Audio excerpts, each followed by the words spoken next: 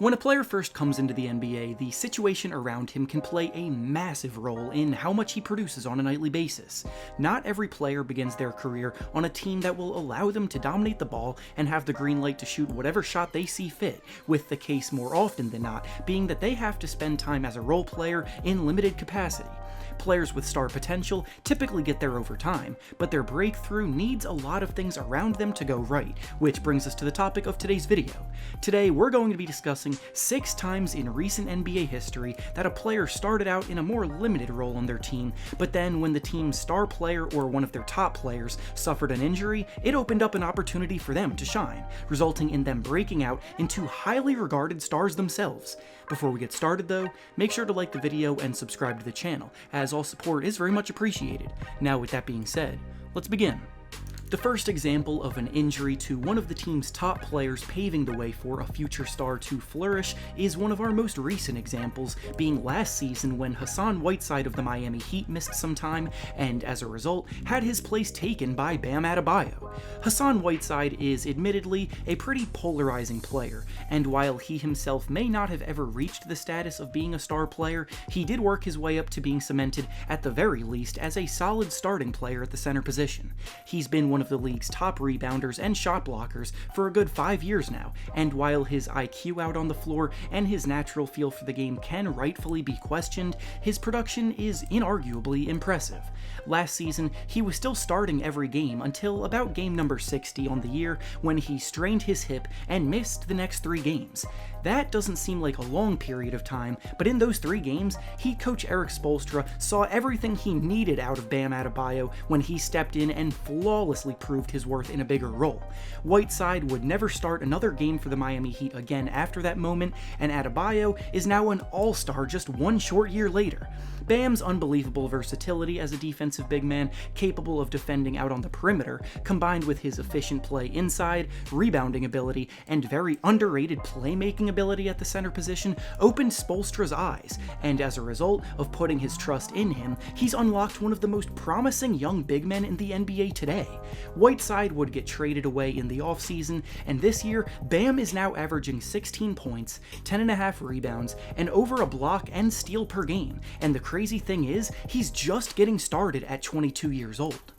The next example of an injury paving the way for a future star to shine is also fairly recent, being in 2017 when Gordon Hayward went down, and as a result, Jayson Tatum was given the chance to shine. Going into this NBA season, the Celtics were very excited about the offseason they had. Along with drafting Jayson Tatum, they had just signed major free agents Kyrie Irving and Gordon Hayward, with those two expected to run the show along with Al Horford in the middle.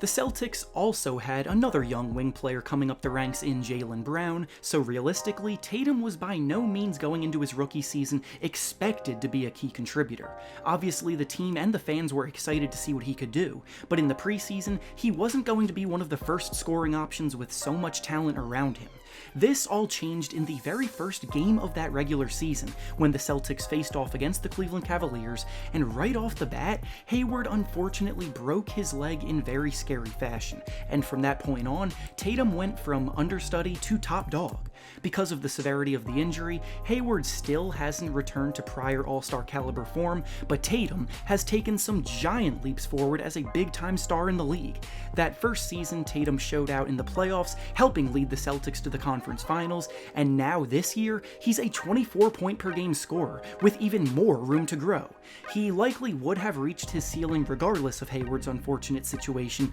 but there's no denying that it sped up the process.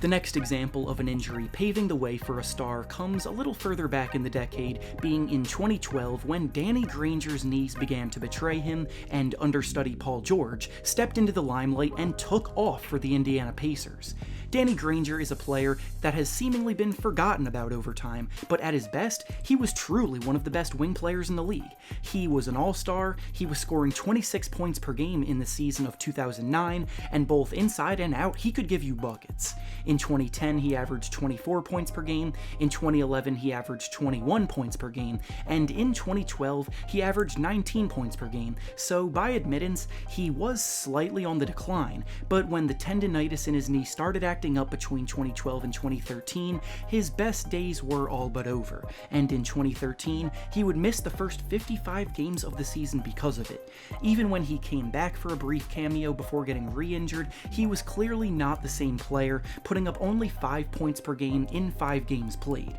On the opposite end though, the role as top dog on the wing opened up, allowing Paul George to flourish, and in that 2013 season, he made his first All-Star game. His defense was terrific, his smooth offensive game and effortless scoring ability boosted the Pacers to 3rd place in the Eastern Conference, and in the playoffs, he would lead them all the way to the conference finals before getting eliminated by LeBron James and the Miami Heat. From there, you all know the rest, with George being one of the best wing players in the game today, year in and year out, except for the year that he actually suffered a pretty serious leg injury, and now he's teamed up alongside Kawhi Leonard on the Clippers trying to win a ring. The next example of an injury opening up the opportunity for a rising star to step his game up comes in the year 2012 again, being when DJ Augustine of the Charlotte Bobcats went down and in his place stepped up a rookie Kemba Walker. Back in the 2011 to 2012 season, the Bobcats, as the Hornets were then called, were taking things slow with their new point guard. DJ Augustine had been the team's point guard for a few years at that point, and while he never really excelled or stood out much as a player, he did do a good enough job running the offense and putting up decent numbers to start. But in the month of January, he strained an abdominal muscle, causing him to miss 10 games, and it was at this point that Kemba Walker was inserted into the starting lineup, and from there, Kemba would be the team's starting point guard for the next 7 seasons. Now, just for some other background information on this situation, that 2012 Bobcats team was the team that only won 7 games all season long, putting them amongst some of the worst teams in NBA history, and the team was also looking to get Kemba more involved around the time Augustine went down anyway, because they realized that their season was lost, and giving young Kemba Walker a bigger role would be good for him in the long run. This injury just gave them an even better excuse to do so, and it definitely worked out in their favor. Augustine was also a free agent after the season concluded, and because the Bobcats knew they had Walker's emergence to look forward to, they let him walk, and as a result, Kemba would go on to make 3 All-Star teams in Charlotte and become one of the best players in their franchise's history.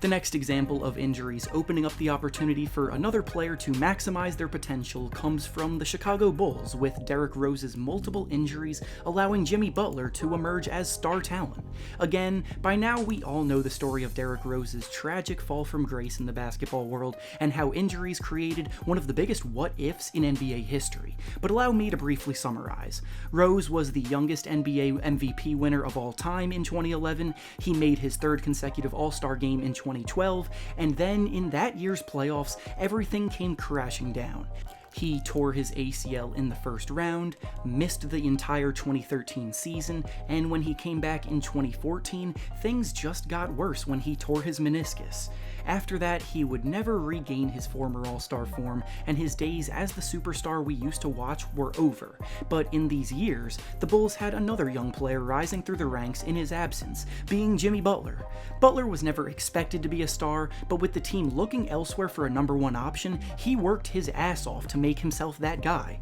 Between the 2014 and 2015 seasons, Butler went from a defensive-minded role player averaging 13 points to a bona fide 2-way star player averaging 20 points and being named an All-Star for the first time. From there, he would go on to play in Minnesota, Philadelphia, and now Miami, and he's become the kind of player that impacts winning games in ways that can't be measured purely on the box score.